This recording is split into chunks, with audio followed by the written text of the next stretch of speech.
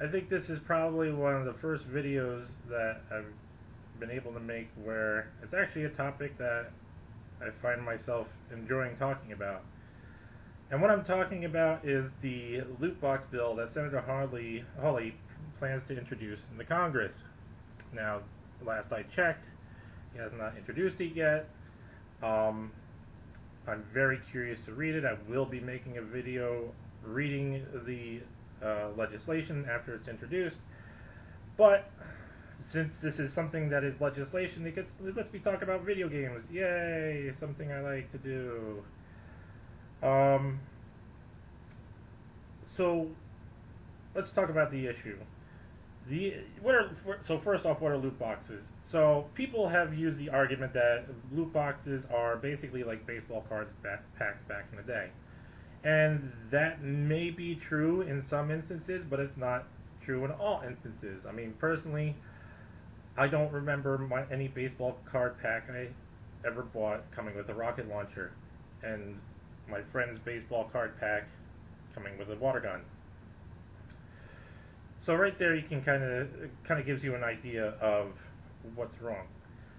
So I'm going to try and break this down into terminology that clearly defines uh, the categories of monetization in video games, um, so that you all can get a better understanding of what the different aspects of it are, and try to draw clearer lines of what most people would consider okay and what most people would consider gambling, because that's one thing. That's the one thing that this whole issue is about, is that it introduces children to gambling. So, let me start with the benign ways of monetization. Um, so one way that a game can be monetized, which isn't really considered monetization by the gamer community, but technically it is, and that is DLC, or what I'm going to classify as pay to expand.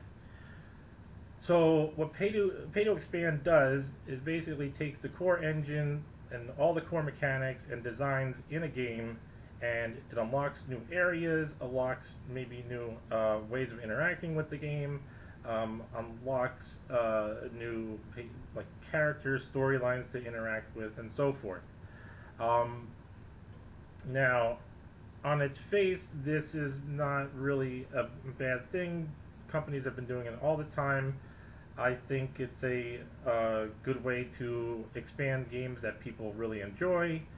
Um, Although there are companies that have abused it and have released what turned out to be like really shitty games, or just really incomplete games. And yes, I'm looking at you, AAA developers. And some companies even depend on DLCs for games that aren't really that great to begin with. Paradox. Anyways, so you have either single player games or multiplayer games, and in a single player game, paying to expand is not really an issue, outside of whether or not you're getting your money's worth and how much you enjoyed the game in the first place.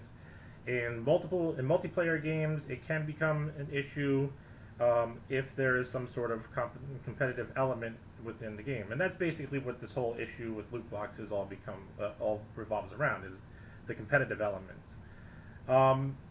So that's pay to expand. The second one, which is the main issue, which is I call pay to advantage, and that's where you get into the whole hullabaloo of loot boxes being gambling, because there are a couple different ways that people can pay to advantage.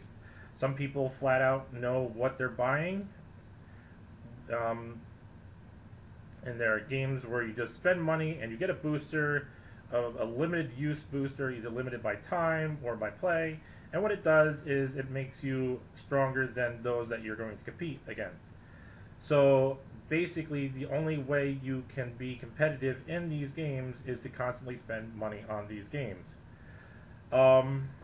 Now, that is not so much of an issue. Most gamers just try to avoid those games. But you have what are known in the gaming industry as whales, where They just have fat stacks of cash and just like dumping them so that they could get a win. You know, they just spend money so they can get a win. Let's see. So, like I said, when people know what they're purchasing, not so much of an issue. However, when you have randomized purchases through that offer a pay-to-advantage system or pay-to-random advantage, that's where the whole issue comes from, because you don't know what you're spending your money on. You're just taking a chance that you might get an edge over somebody else. And now, I'm going to make both sides of the argument because, what's it called?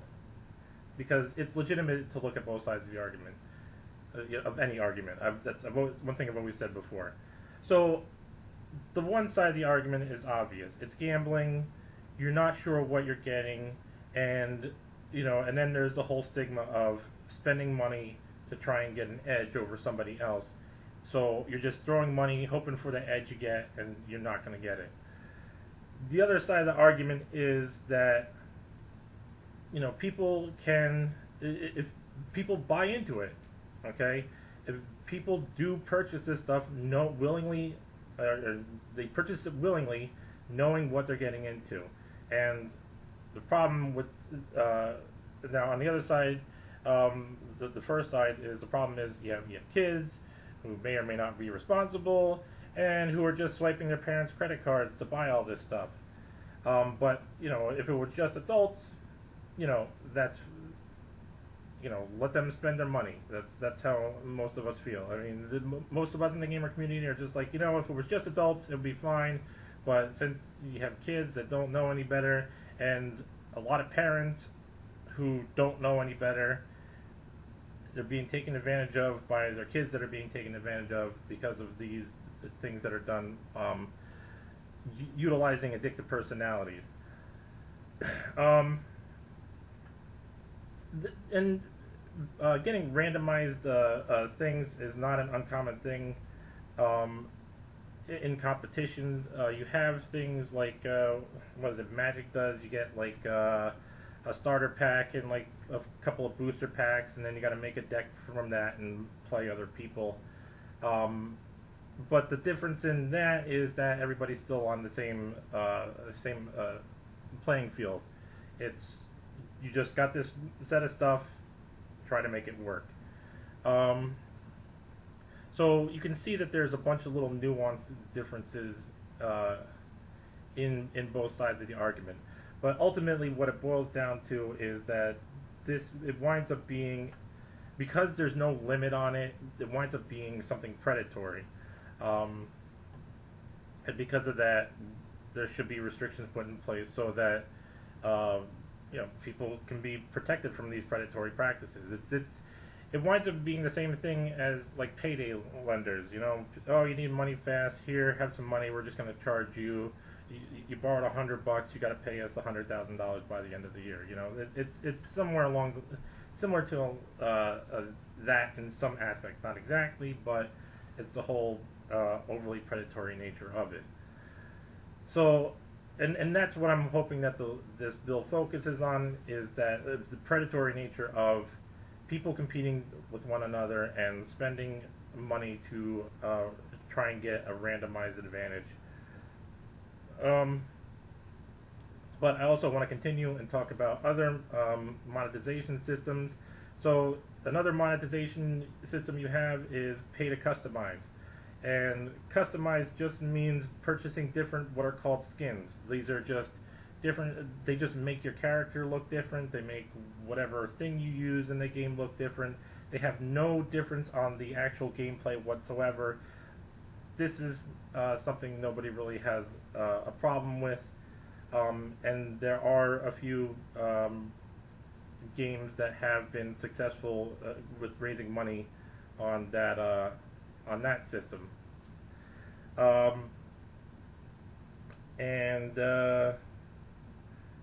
my mind just blanked out.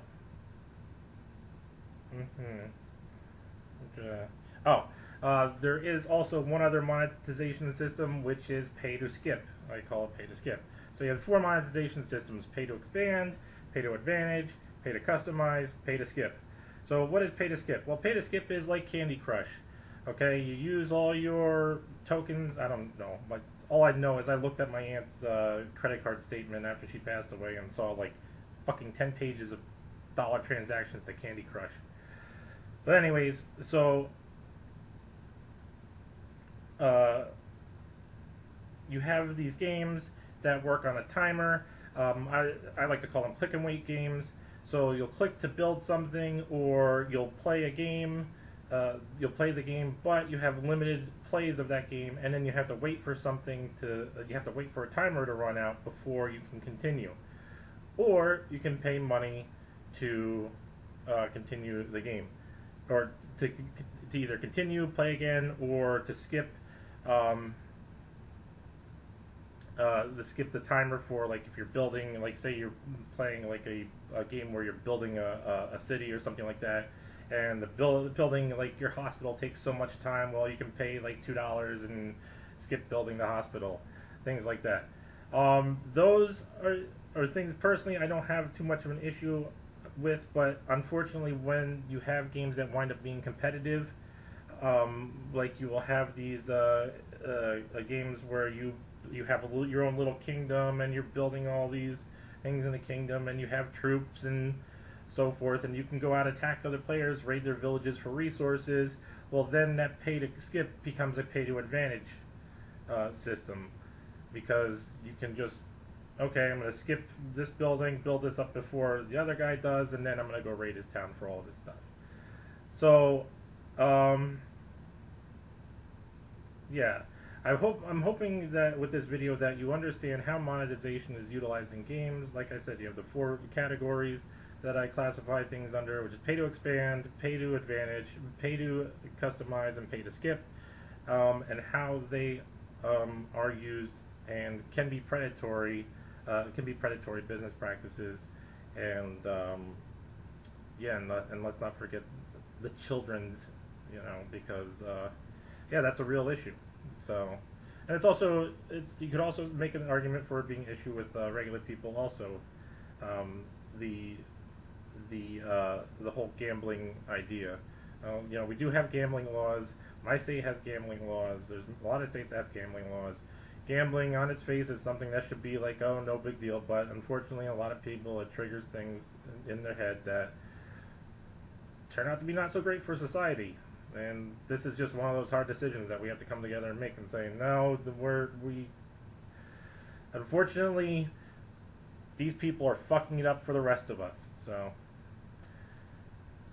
there you go.